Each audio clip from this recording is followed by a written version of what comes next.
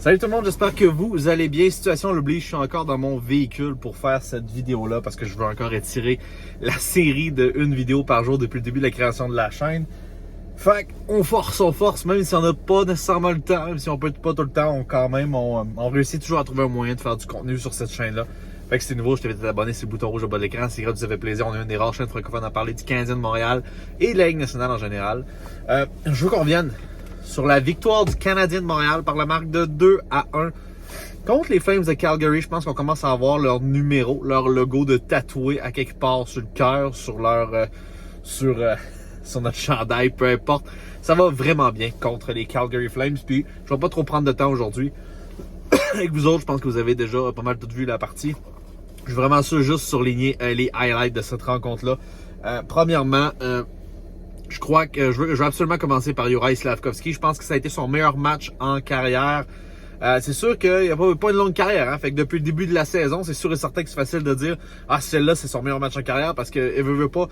Le kid, il faut l'avouer, il s'améliore de match en match. Il s'améliore vraiment bien. Il y a une vision de jeu qui commence à s'installer dans ce joueur de hockey-là. Je pense qu'il y a un excellent potentiel même. Je suis content de voir qu'on lui donne des plus grosses tâches. On le laisse beaucoup s'exprimer en avantage numérique.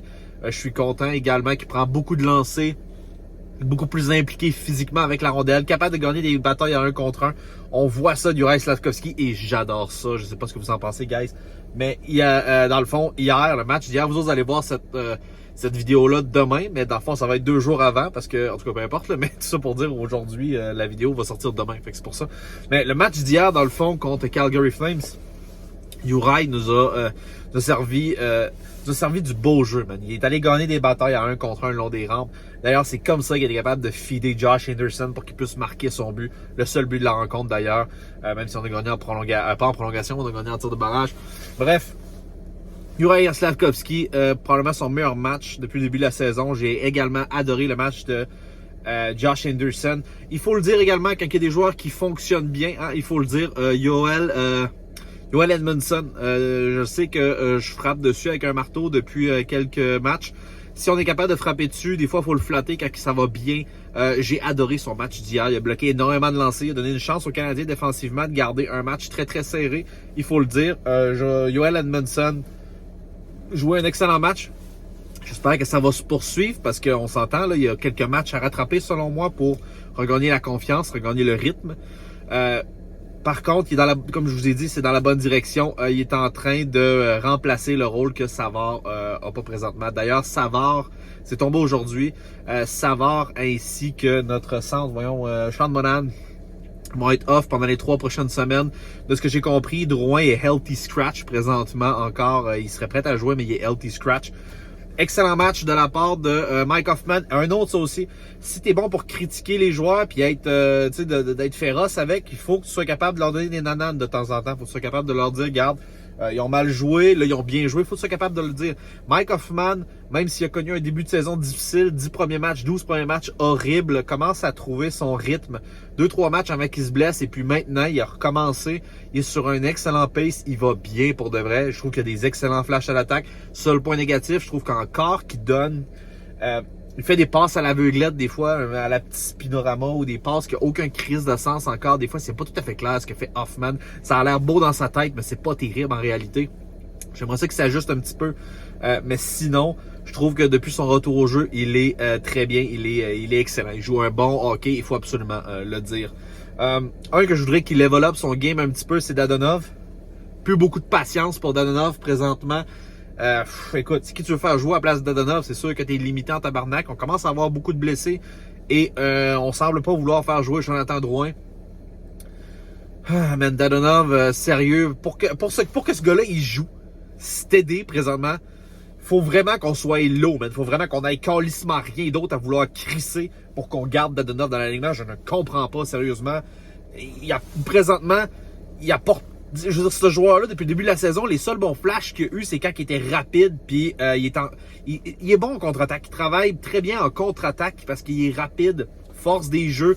Mais là, je dois vous avouer que depuis quelques matchs, là, quand il se décide à être flat-foot, le monsieur, puis qu'il décide de rien glander, ça fait dur en tabarnak parce qu'un Dadonov défensivement, ça fait dur. Je veux revenir un petit point avec Juraj Slafkovský. Je sais pas si vous l'avez manqué, mais Juraj, c'est pas juste pour la fameuse passe qu'il a faite à Anderson que je trouve qu'il a été excellent ou encore ses batailles un contre un qu'il a gagné. Il a également fait le jeu clé de la rencontre. Je sais pas si vous en rappelez, 2 contre 0 sur Jake Allen. Kovacevic arrive pour le repli défensif. Il reste 10 pieds à peu près à faire au net. Kovacevic se rend compte qu'il va être en retard.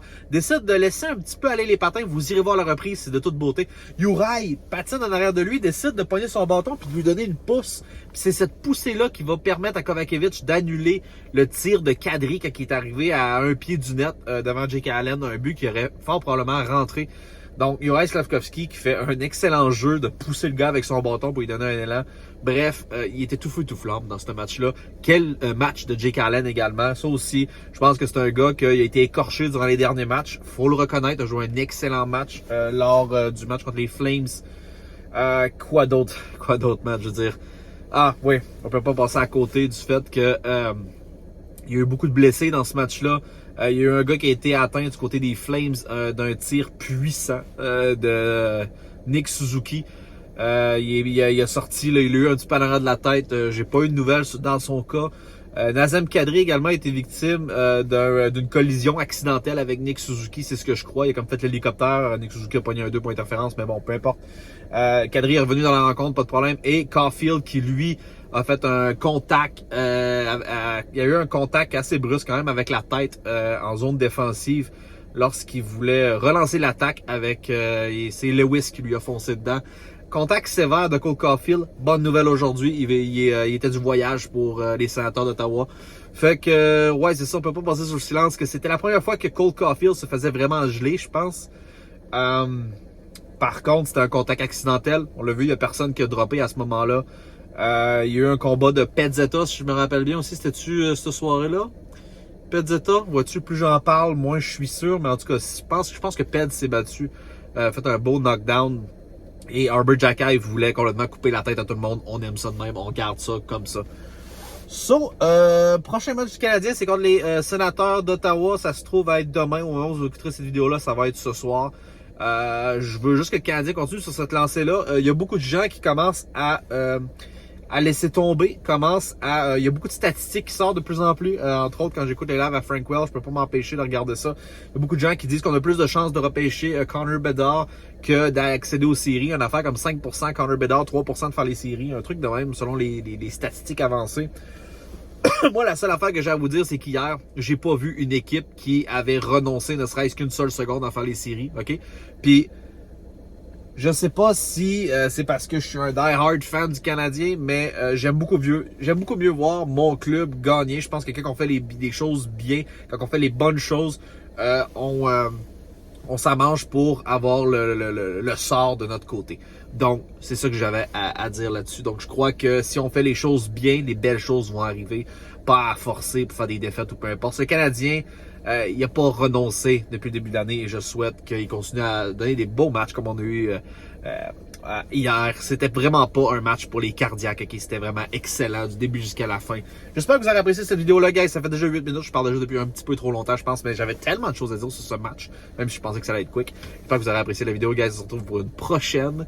Probablement que je vais faire un recap, un wrap-up du prochain match des Canadiens. Sur ce, peace out. Ça fait plaisir d'être avec vous dans les gradins.